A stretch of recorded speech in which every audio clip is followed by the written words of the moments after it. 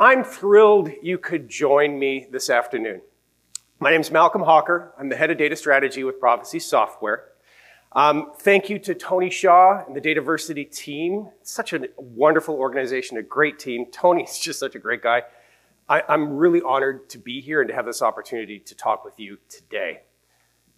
Can you all hear me in the back?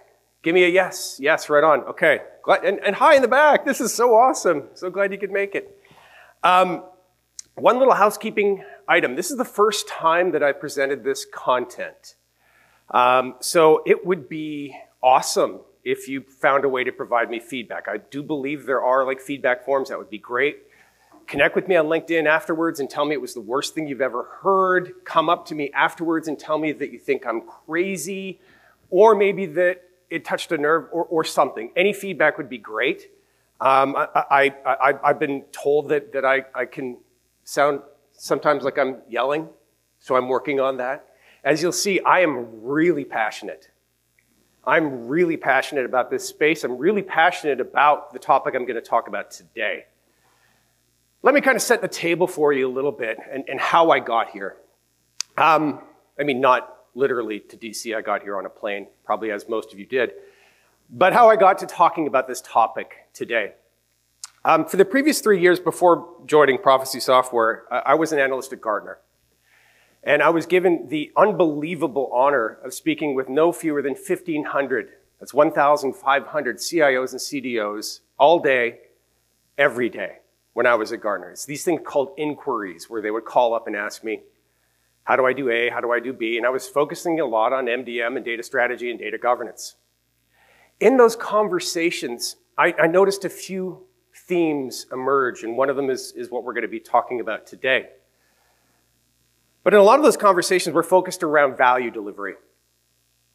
And we know from the latest CDO survey of over 700 CDOs from my previous employer, Gartner, that only 44% of CDOs believe they're actually delivering demonstrable value to the organization. Let that sink in. 44%. Almost half of CDOs feel they are not providing value to the organization. If that's not a red light, an alarm, I don't know what is. In my conversation with these CDOs, I would try to peel the onion and understand, well, why? Why are you not providing value? What's in your way? And what I would hear often was, frankly, kind of depressing, a little disturbing, and somewhat upsetting. What I heard was a lot of frustration. A lot of frustration. Sometimes I would even hear what could best be described as animosity, maybe even disdain, for the very customers that CDOs are supposed to be supporting. I would hear CDOs say things like, they just don't get it. You can lead a horse to water, can't make him drink. They don't understand the value of data quality. They don't care about data quality. They don't understand how hard of a job this is. They're not data-driven. I would hear it over and over and over. And I've been in this space a long time, guys, a long time. Speaking of over and over and over, there's a lot of things we do over and over and over again, expecting different results. And the results are in. CDOs are at a precipice. If only half of us are actually providing any real value, that's a real problem. But in these conversations, what I heard was a tone, what I heard was a mindset, born largely, what I believe, from frustration. But I think in many ways supported by some of the things we're going to talk about today. Data literacy. The problems related to data literacy. But let's dive in with a little bit of a story, shall we say. Besides AI, over the last year, at all the data conferences I've gone to, and that's a lot of them, both here and overseas, the number one topic besides AI, so I guess you could say it's the number two topic, was data products. We're going to do data products.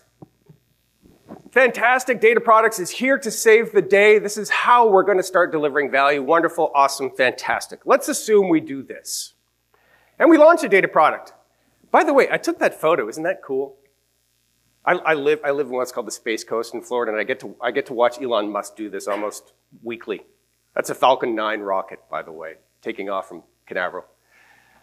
But you launched a data product, hip hip hooray. You've launched your data product. High fives, victory lap. You've launched the data product. And now you're going to deliver value to the organization. Well, a couple weeks go by, and things don't look so good. The reviews are in. Your product sucks. Nobody likes it. Nobody trusts it. It's not easy to use. The feedback is negative. It's not intuitive. It's not well designed. People are complaining about it. They don't trust it. They can't use it to make informed decisions about how to run the business. People are complaining. Maybe they're even turning to somebody else to go get an alternative product. Maybe they're hiring some consultants to go do it on their own. Maybe they're hiring their own data science people because the products you build suck. Well, if you're anything like me, and I have actually run a product organization. I was a chief product officer at a software company in Austin for a number of years. If you're anything like me, this would naturally cause a bit of introspection. If we are treating data as a product, what happened? If we're serious about data as a product, we'd be doing probably all of these things in this wheel on the right-hand side, per my previous employer, Gartner. This is a framework for data management, data product management, I should say, product management. These are all the things you need to get, right? So if you're serious about data as a product, I would kind of naturally assume that you'd want to be focused on a lot of these things. You'd want to be focused on user-centric design. You'd want to be focused on cost benefit. You'd want to be focused on a lot of different things. And if you were focused on those things, part of building your data product, when it came to understanding why your product was such a massive flop, the answer to this question is an easy one. The answer to this question is abundantly obvious. The answer to the question is, man, we missed some requirements. The design must have sucked, our usability must have sucked, our data quality must have been low. Who knows? Maybe we didn't understand the business processes enough. Maybe we didn't answer the question the business needed us to answer. A lot of things. But sadly, in our upside-down world of data management, we choose option B. We blame the customer. Why? Well, because data literacy has taught us it's a valid option. Data literacy has taught us the reason why you fail to deliver value is because your users lack skill. This is a quote from the book Be Data Literate by Jordan Morrow, which I would say is kind of the defining body, as it were, for at least the modern hype around data literacy, where that book said that there's a skills gap. Now, Jordan does talk about other things you need to do to become more data literate. But the fundamental guiding principle of data literacy is the reason why your products are failing is because your users lack skill. If you come to a different conclusion after reading that book twice, as I have, I would love to hear it. Because this is the opening paragraph, largely of the opening section of the book, talks about this skills gap.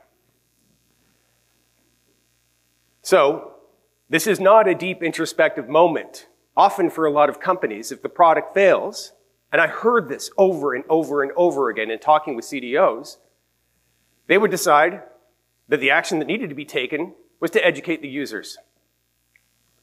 Because, per data literacy, one study conducted in 2019 by Click, a vendor of BI software, did a study that showed that 24% of business executives cannot analyze, argue with data. Okay, I can see that being the case. However, that research, as dubious a source it may have come from, I've worked for vendors that have commissioned research studies over and over and over again. Generally, when vendors do it, they already have an answer. They're just looking for a way to validate that answer. But that aside, let's assume that it is valid research, a statistically significant result. But did that research actually look at the data itself? No, it didn't. It didn't. I can't work with this data. Oh, what's wrong with the data? Well, that question wasn't asked. There was a logical leap that assumed, oh, you can't work with the data, that means you lack skill. That means you lack skill. If you can't argue with the data or analyze the data, well, then we need to up your literacy. From this one study, literacy, the modern literacy movement was born. My old employer, Gartner, latched onto it. Said, wow, hey, here's this shiny new thing that we can use to sell more annual subscriptions to our services. Put it on the hype cycle. Lo and behold, the modern data literacy movement is born. I've got some problems with this. We're going to talk about those problems today. The biggest one being this research that largely is the genesis of data literacy didn't actually look at the data itself. There are countless examples of good product design and bad product design. Kind of the classic example of good product design is the iPhone. Literally revolutionized how we interact with cellular phones. The touchscreen was novel. Nobody had ever used it before, ever. Now if you look out, there's like babies that are using iPads intuitively. It just blows my mind. That's good product design. That's good product design. Bad product design is Coors Rocky Mountain Spring Water. I assume none of us have had any Coors Rocky Mountain Spring Water. And I suspect that the reaction to Coors' massive product failure was not embarking on a water nutrition literacy program to try to convince everybody of the value of the nutritional value of water versus beer. But the fact is, one's a good product design and the other is not. Design matters. Usability matters. What's in the bottle matters. So this leads me to the four, what I believe are kind of the core problems with data literacy. Number one, if you assume that the main reason your customers are not getting value from your products, if you assume the main reason is their lack of skill, you will create a toxic divide between you as the producer and them as the consumer. We'll talk about that some more. I heard that articulated over and over and over when I was an analyst, in these phrases like they don't get it, they don't understand, they don't see the value of data.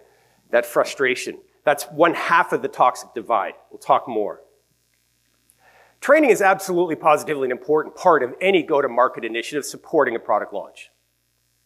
Training and user support is important, but it's not the only thing. And if you focus only on training, you're going to probably miss all that other stuff that I was talking about in that wheel. We'll talk about that some more. Training users on the methods and techniques, aka how the sausage is made, highly unproductive.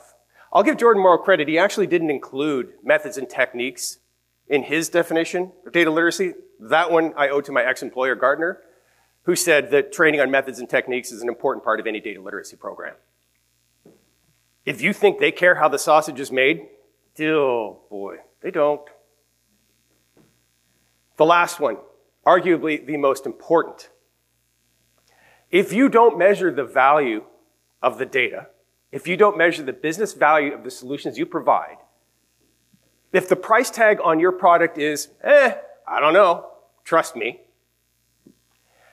what gives you the right to force training on it? If you cannot provide data on the value of what you are selling, then maybe your customers are right to say, I don't want to be trained on it. Think about this for a second. Data people have no data on the value of data. We have no data on the value of data. Survey after survey after survey shows us that. Let's talk a little bit about this toxic divide. I know one thing for sure. I don't want to be the data leader sitting across the table from a chief revenue officer or a chief procurement officer having to have that difficult conversation where you explain to them that they're illiterate. And that's exactly what the opposite of literacy is illiteracy. And this isn't about the word. You can change it. You can make it something other than literacy. You can change it to fluency. It's not going to change your intent. Your intent is to say, you don't get it. That's basically like telling somebody they don't know their business. I would argue. I don't want to have that conversation. Doesn't sound like a very good way to manage a customer relationship. Doesn't sound like a very, oh, Tom was here. Hi, Lulit. It doesn't sound like a very good way to establish what Tom would call from this morning a loving relationship. And I heard him say that. It's like, oh yeah, we need more love. We don't need that. We don't need, hey, I got some bad news, you're illiterate. There's no love there. And it's not even tough love. It's judgment. It's judgment. And, by the way, if you didn't get my other email, I own your data too, FYI. Try having that conversation. I own your data. I have, and it doesn't go very well, FYI. So I got a little bit of a problem with data ownership, but it's topic of a separate conversation. You still with me? Do we have the lunch coma going on here? I know this is coming on pretty hard, and I'm trying to keep it light, but we need a new mindset. We need to be thinking about this stuff differently because 30 years of the same old over and over isn't doing it. We are literally on a precipice here. And I'm not trying to fearmonger. I'm just saying 44% of CDOs can't prove they have any value. So I know this is kind of heavy and deep stuff, but I really, really want to change how we think about some of these problems. Toxic divide. You don't get it. Basically, you're not smart enough. Oh boy, culture. We heard a lot about this morning in the keynote.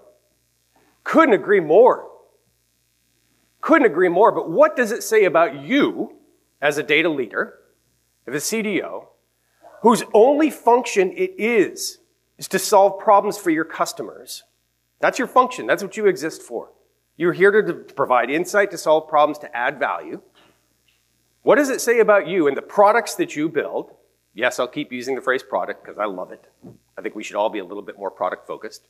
What does it say about you and the products you build when you blame your customers for not getting value from the stuff that you are supposed to build for them?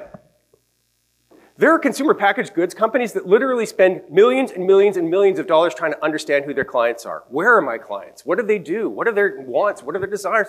How do I help serve those needs? Your clients are sitting in your cafeteria. They're there. They'll have conversations with you. Your customers are a captive audience. What does it say about your culture if your sole purpose is to build things for them, and if they don't like them, then the answer is, well, time for some training. Moreover, what does it say about your culture if you have no data to prove to them that what you are giving them adds value to their business? What does it say about your culture if you say, be data-driven? Be data-driven, be data-driven. Hey, you need to be data-driven. But then you have no data to provide, to prove that what you are selling is worth something. That's a classic do as I say, not as I do. And our business partners see right through it. They see right through it. So yeah, let's talk about culture. Culture starts at home. Culture starts within the data and analytics organization. If you want them to be data-driven, you need to model that. Then you be data-driven. You produce metrics that show the value of your products. You produce metrics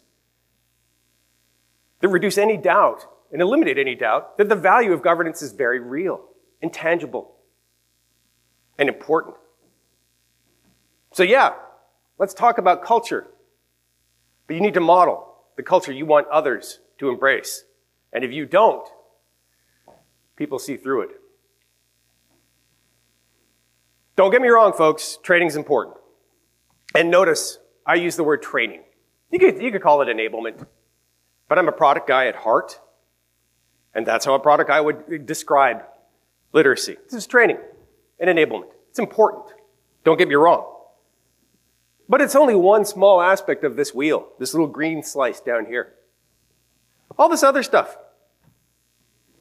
Arguably, you could say, okay, that isn't valid for internal use cases. I would say cost benefit most certainly is. That gets back to being data-driven. If you're building a product and you're selling it, you're selling a widget, you have a cost, you know what people are willing to pay for it, I would argue we need to do the exact same thing in the data world. Why can't we? Two sides of the cost coin. One is, well, of the value coin. One is cost. How many of you know the cost basis of any data you're managing? Don't tell me, I know the answer is probably going to be 0. I've been having these conversations for literally 20 years, and I can count on one hand the number of data leaders who could tell me their cost basis for managing, supporting, persisting, stewarding, governing a given object, a customer record, shall we say, or the lead record that Tom was mentioning in the keynote. One side of the coin is cost. What does it cost you to maintain and persist and manage and govern and support that lead record? The other is benefit. Can you tell me what the value is one qualified lead is to the organization? Your marketers can answer that question. Can you as a data person? I'd hear over and over and over when I was at Gartner, that's hard. It's too hard. Can't quantify value, it's too hard. No, you can. You absolutely positively can. Because guess what, folks? We're in the business of modeling things. If we can't do it in the data and analytics organization, if we're out there as data leaders saying, oh, it's too hard to model the value of data and how much money it generates, the value of data governance, profit generated by better governance, oh, it's too hard, I can't model it. Yet we're also modeling user propensity, buyer propensity, we're modeling whether or not we're gonna have enough supplies to keep our supply chain moving in 6 months. We model stuff all the time. Yet we say, well, I can't model it because it's too hard. Again, our business sees right through that. If we want to treat data as a product, I would argue we need to know what it costs and then we need to know what it benefits. That's part of product management. Marketing, AKA storytelling. Building narratives. Talking about the value of data. When you talk about product, there's a specialist for each one of these areas contributing to an effort. And I think a lot of the problem is we're trying to do all of these things ourselves. As data people, we're often put in a position with a lack of resources to try. And I'm not making excuses. I'm just asking, absolutely, how do we solve this problem holistically? It all starts with value. If you're under resourced, it's because you can't prove the value of what you're doing. I know that's a kind of a glib, pithy answer to your question, right? We're all being asked to do more with less year over year over year. I've run data teams, I get it. But the short answer is that if you can show the value, if you can say, hey, there is value in governance. It is not just better data. It's actual profit, bottom line profit. I suspect you'll have a harder or easier time getting the resources needed to do all of these things. And by the way, this is product management. This is not being a data domain owner. I'm thankful that the data mesh rose the awareness around product owners, but product managers, data product managers don't own governance. They're inputs to governance, but they're not the owners of governance.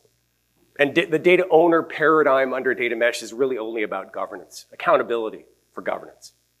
So it's all this stuff. Training's important, but all this stuff is needed.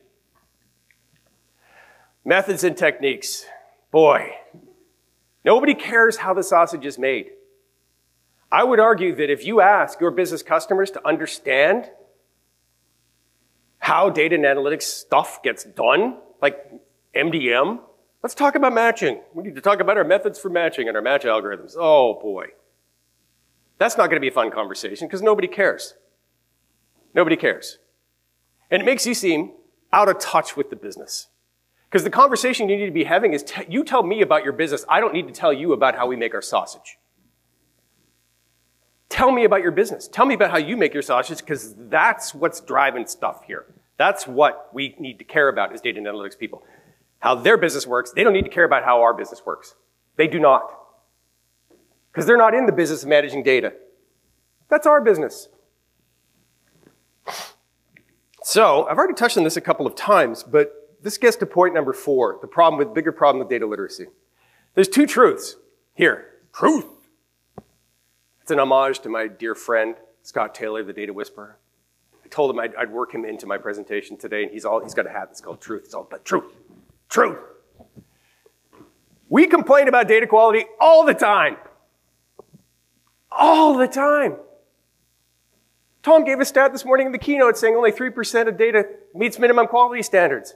I don't really know what that means, and I would wonder, how does our business even function? But that aside, we complain about data quality all the time. Leads us to say things like, 80% of data scientists' time is wasted from data quality issues. It's a crap stat. That aside, we complain about it all the time. We say, hey, I'm not entirely sure about the quality of the stuff that I'm making. We talk about it all the time. We're complaining about data quality all the time. Number two, I've already said this about a zillion times, we don't measure the value of data. If we can't prove the data has value, then what gives us the right to force training on it? We say, you need to be data-driven, but us? Bah. No, trust us. It's important. Trust us, training on this data or the methods and techniques and the creation of this data is going to help. Trust me. Oh, do you have any data to prove that? Can you show me some metrics? Can you show me what the ROI is? Can you build a business case? No, just trust me. That doesn't sound very data-driven to me. So the problem becomes a little bit of do as I say and not as I do. Ultimately, this comes down to what I think is a glaring gap of leadership. When I was talking day in and day out with CDOs, I would hear them express often, there's a culture problem. And really what they were saying is the business doesn't want to do what I want them to do. The business doesn't do what I want them to do. They don't use my products. They don't value data governance. They don't value data quality. They don't care about methods and techniques. So we've got a culture problem. I'm not so sure. Maybe you're more data-driven than you think. If your business stakeholders require you to prove the value of what you are selling, that sounds pretty data-driven to me.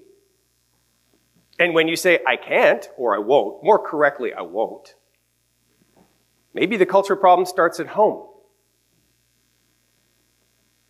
Maybe you need to model that culture. If you want others to be data-driven, maybe you need to be data-driven. We say data is a product. We're talking about data products, number 2 topic in the last year.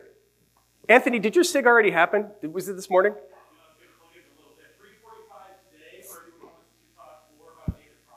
Boom! Special interest group with Anthony, one of the smarter guys you will ever meet, also equally as passionate as I am. He's got a special interest group to talk about data products this afternoon.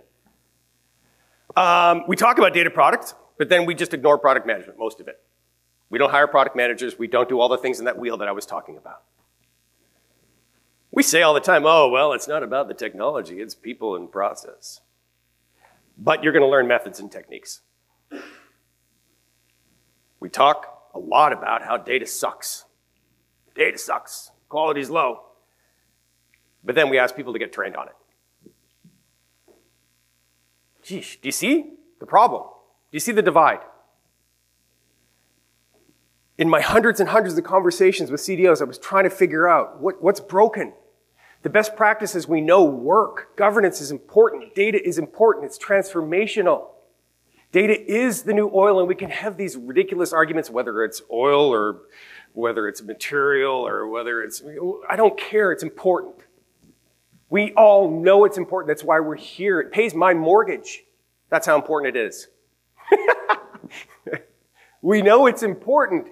We know the best practices work. But our customers are still not doing them. They're not embracing our products. There isn't a loving relationship. Why? Why? I think it's about mindset. I think it has a lot to do with things like data literacy saying, it's not a product failure. Your users lack skill. Just one piece of the puzzle. It's not the only puzzle, it's one piece though, I would argue. All right, we're gonna have a decent amount of time for a chat, that's good. So, there is light. This is the feel-good slide. After me being doom and gloom for half an hour, this is the feel-good slide. Or maybe it's not a feel-good slide, I don't know. But I know I've been kind of coming on a little heavy, but there is light on the horizon. This is when we release the doves and they start to fly off.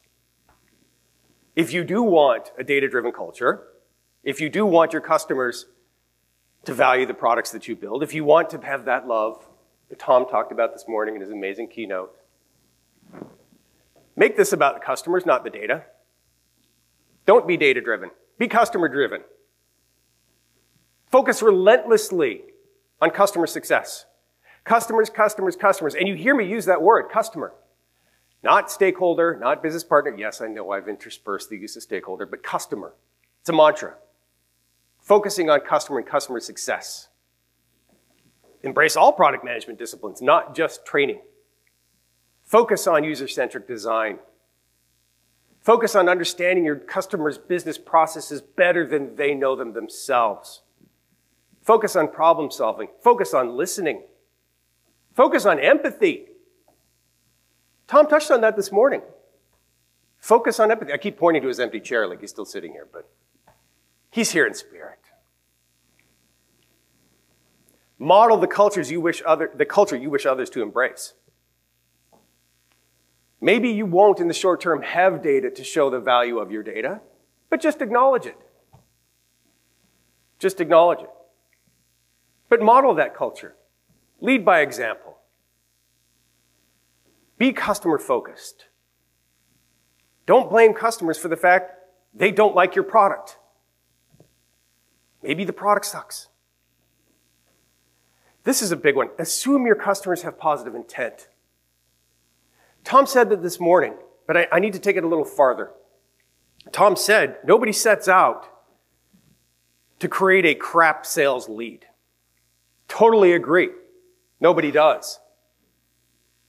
But the other half of that equation, what I would say, is that at every step of the way, at every single business process, in the creation of every business application, every CRM, every ERP, every decision that is made related to data is made with intention. I've managed IT infrastructures. I've spent millions of dollars building these systems. I've managed product teams who build these systems. There is positive intention everywhere. And if that lead record sucked, it's not because nobody cares about the data. It's because a conscious decision was made to put a greater value on quantity over quality. Every marketer will tell you there is a trade-off when it comes to capturing and managing leads. Wouldn't it be great if every lead form were a required field? And wouldn't it be great if you had a lot of rigid governance rules around every form you use to capture leads in your organization? Well, your marketing folks won't have it. But that's intent. Because they have targets related to throughput. They have targets related to quantity. They aren't always necessarily fully aligned to quantity or to quality. But it's positive intent. Everybody has positive intent. I've yet to meet a business leader that did not want to be data-driven. I've yet to meet a business leader that didn't want better data about their business processes. I've yet to meet one. And I've spoken to hundreds and hundreds. They all have positive intent. We all have positive intent. And if the data is structured in your CRM one way, in your ERP another way, that doesn't mean the data sucks. We say that all the time. We equate data wrangling, normalization of data, with the low quality issues. It doesn't have anything to do with quality. The data exists in those systems by design, with intent, and those intents were positive. Everybody has positive intent. And if it creates work for you, well, that's job security. I like having work. Lastly, if you fail to deliver value, well, that's on you. It's on you.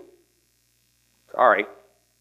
Right? Like, that's kind of where being data-driven would point me. It's not about the inability of the business to see the value of data because they see it. They want deeper insights. They want better data. They want to improve their processes. They want to make more money. They want to make more money. Find the thread that connects the data to the money, and you'll be on a happy path. If you do all of those things, on the last slide, you focus on product management, you have positive intentions, you see a failure to deliver value as a problem with the product and how you probably are delivering it, If you see data quality issues as opportunities and not a burden, I hear that all the time too.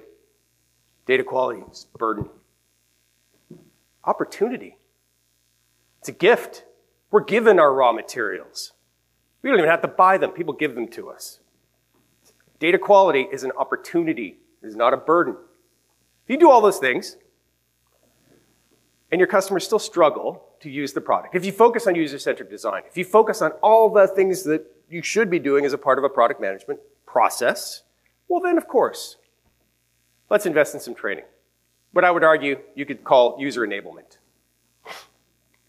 But don't assume that training is where you need to go because people don't like the product, or it's too difficult to use. Maybe you need to find a way to make it easier to use.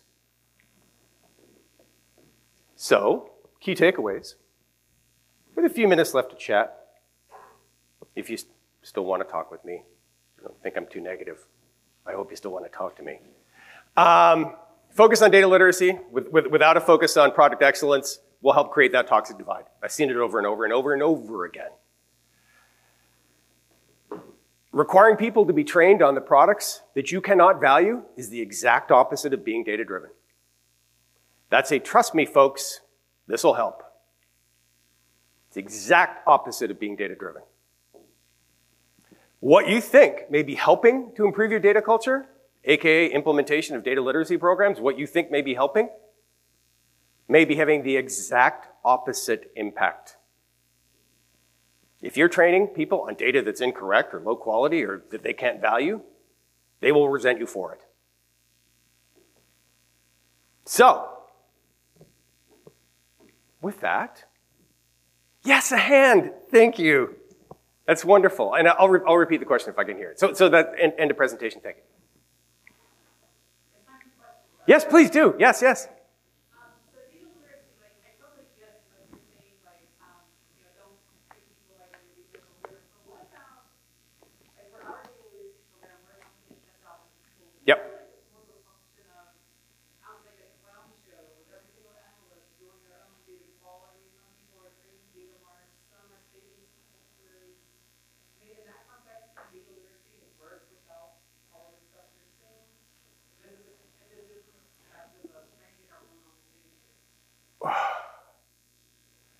To the degree that they need to get on the same page, it sounds to me like your business model may actually embrace what you lovingly refer to as the clown show.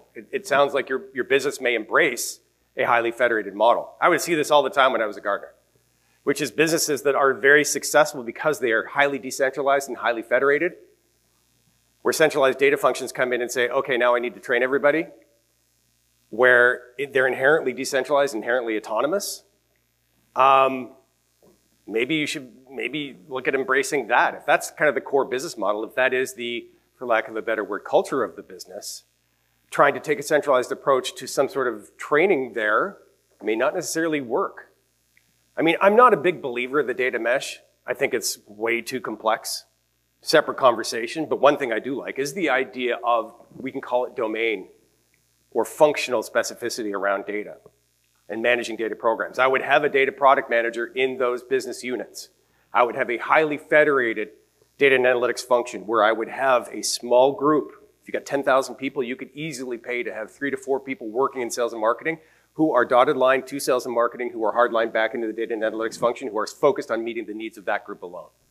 So what you're kind of talking about gets into org structure and how you're trying to execute against this a data and analytics mandate versus how the business actually operates. And I'm guessing here, but yeah, trying to manage a data literacy program in an environment like that, I can see the problem. I can see the problem, but if your business operates highly decentralized, maybe that's what you should be embracing. I don't know, we can talk offline. More questions? Oh, we'll come to you, Anthony. Yes, sir. I'm a finance guy, so yeah. I love what you say about proving that data has value. Yep. I'm struggling with a lot of, running through the scenarios, and a lot of the reasonings tend to be more qualitative. Yes. And I tend to be quantitative. Can you give some examples or strategies of how you can quantify? Yes. And then the second part is, for me, typically, to prove value, you have to have some baseline, and then it's value add. Yep. So it's kind of a chicken and egg, so it's kind of hard.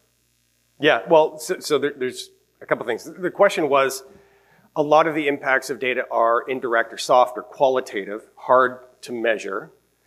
That was one, and the gentleman asked, can you provide some examples of how to kind of work around that and actually have quant metrics that speak to the value of data? So let's focus there. I'm partial to these things called business value maps or driver maps. If you're in the finance world, you may be familiar with them. Every business that I know runs on KPIs, numerators, denominators, right? And every business will have a certain number of KPIs that they care about. Customer retention, right? The list is long. Every single one of those, numerators, denominators, is data, right? And all of those we can track back to and link to some sort of data quality metrics, whether it's accuracy, uniqueness, timeliness. We can argue whether there's 4 attributes of data quality or 6 or 12. It doesn't matter.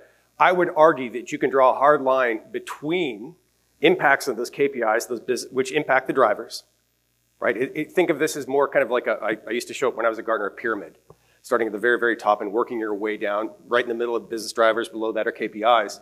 You can link those KPIs back to specific data quality metrics, and you can show a one-to-one connection there. If you improve your data quality by 5%, what is the measured impact on your customer retention? What is the measured impact on your days outstanding on any of your accounts receivable, and on and on? So there are models out there to allow you to do this. I believe one of the most critical roles that is never staffed is somebody called a value engineer. There are people who do value engineering. If I'm a CDO, it's the one role that I'm having sitting right next to me. Be my value consigliere. I would hire a value engineer and have that person sit on the executive team of the data and analytics function. You had a second part of the question, though. I forgot it already. Okay. Yeah, baseline. Yeah, that's a hard one. If I had $1 for every time I was asked as a Gartner analyst, what does good look like? I'd be a wealthy dude. Because establishing the baseline is hard. Now, the academic Gartner answer would be, well, you need to establish your own baseline. What does good look like to you per your governance standards, per your governance policies, per your business expectations? What does good look like to you? Maybe 90% of a metric, that's good enough, and that becomes your baseline. But how do you know where you are? I actually happen to think in a separate presentation I gave last year, I think that we're going to start sharing more and more of this data, whether it's because of artificial intelligence, whether it's because of more data sharing. I actually think that vendors in the data management space are uniquely positioned to start producing some of those baseline benchmarks. If you're a data quality vendor, and you've got data, or if you're maybe even an MDM vendor, if you've got data from thousands of companies sitting in your centrally managed hubs, you've got a pretty good idea of what that data looks like. And it would be relatively easy to create a reference data set that provides some of the benchmarks that you're talking about. You could even do things like gamify it and say, hey, you're number 32 out of 300 in your industry around your data quality. Tisk tisk. But down the road, I actually think blockchain will play a role there, but separate. People think I'm crazy when I start talking about blockchain. Anthony. Yeah, so that was awesome talk. I agree with all of it, and I think it's something everybody needs to hear. One thing I would say is that at DGIQ, we know there's a lot of people who are just getting started. Yes. On their journey, and this may feel a bit big for It is. influence at the moment. Can you talk a bit about how can we do some initial things, especially if we're just a part of this nascent early stage group that can start to influence this directly? It's such a good question. It's something that I wrestled with a little bit about the presentation because I know that there's a wide variety of skill sets here. There are CDOs in the audience, but there are a lot of people who are doing stuff day in and day out, who are data stewards, who are data quality managers, who are MDM managers. And this is really a presentation aimed at senior level folks. However, right, when talking about things like data quality, or I should say data culture, when talking about things like model how you want to be, I think that's relevant for everything and everything we do, right? If you're being asked to do something, if you're being asked to own data or steward data or govern data, what part of your role is related to finding out what value that drives for the business? Can you start working more closely with your business counterparts to start measuring some of this stuff? To start building the benchmarks or the baselines. If today is the baseline, just pick a day, and we really, really focus on improving our data governance around the one domain that you own or that you influence, in a year from now, can you tie some of those efforts back to more revenue, lower cost, and lower risk? Can you integrate some of these practices day in and day out to make your little corner of the world the one where you can actually have a happy customer, where you can actually show, we did this, we applied this governance standard, we applied this policy, we started doing this against our data. We made a field a required field in our CRM. I don't know, the list is long of the things that you could be doing day in and day out, but what can you do in your corner of the world so that 1 year from now, you can point back and say, here's where we were, right? Not perfect. We took a guess at our quality. We thought it was 60, 70%. I don't know. But like, here's where we were and here's where we are now. Here's where our revenue was and here's where our revenue is now. In your corner of the world, can you walk away a year from now having a story to tell about a happy customer who was reluctant to use your products, who didn't see the value or didn't want to meet with you or wasn't going to your governance committee meetings every week? Now they are. Can you get to that place in a year from now where somebody was like, I don't want to go, governance, boring, I'm not going to go to the meetings anymore, I'm just going to have somebody else go do it for me. Like, so this stuff matters at every level. Can you show the value? Can you work more closely with your customers? Can you develop an intimate understanding of their workflows? Can you start to build that connection between the things that you do every day to govern data that you know are important and tying that back to direct business value so that in a year from now you can tell one story about how data governance matters? Such a great question, Anthony. Thank you. Yes, Liz. One of the things I get challenged with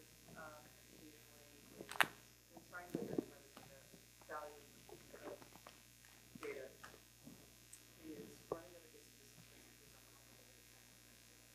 Okay. Yes. How do you counter that? Yeah. We're at time, so I know people are sliding out. So Liz asked the question, you run into situations where your business customers are uncomfortable with talking about value and business value and the value of data.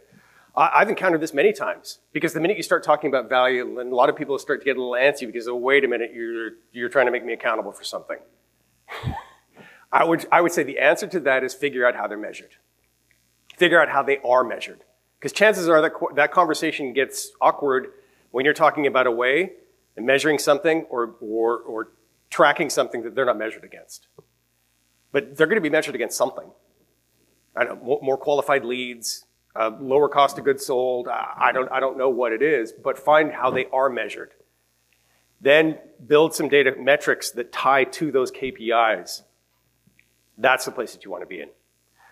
Thanks, Liz. So thank you, everybody. I, again, would love some feedback. I know this is pretty heavy stuff, but I am totally excited about the future. There's tons of work to do, but there's so much opportunity. Thank you so much for coming.